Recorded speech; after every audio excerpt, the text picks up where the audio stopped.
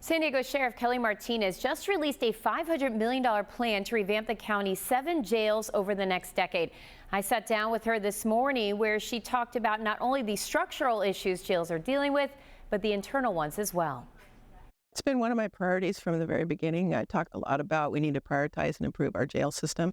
Improving that system will cost an estimated $500 million over the next 10 years. That's according to a strategic plan San Diego Sheriff Kelly Martinez just unveiled to the County Board of Supervisors. It details some of the work needed at each of our 7 jails, the oldest of which is in Vista, built in the 1970s.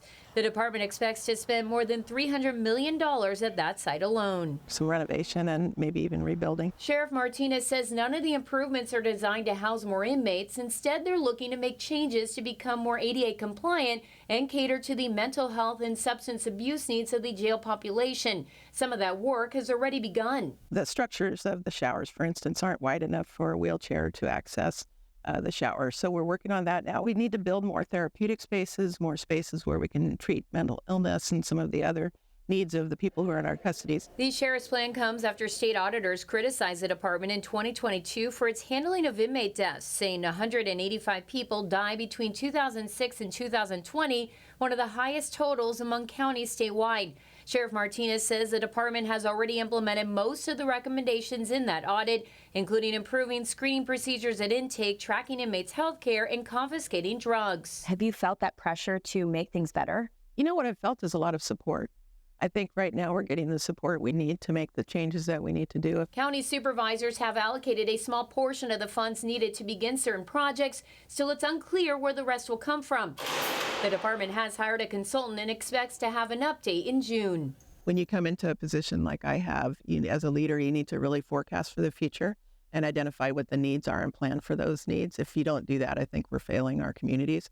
And so this is really what we're trying to achieve right now, is mapping it out, helping people understand what we need so that we have the tools and we prioritize the right things.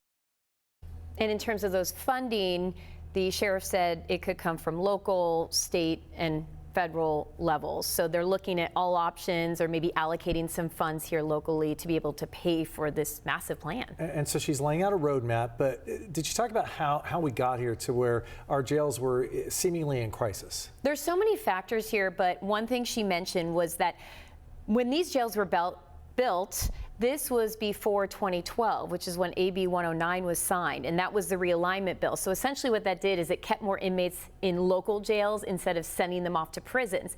And she says because of that, and since then, the needs have changed because there are more people with mental health crises and more people, who have drug addictions, and they saw more of that after AB 109 was signed in 2012. And so the needs have changed since then. Big focus. Let's hope we see some changes there.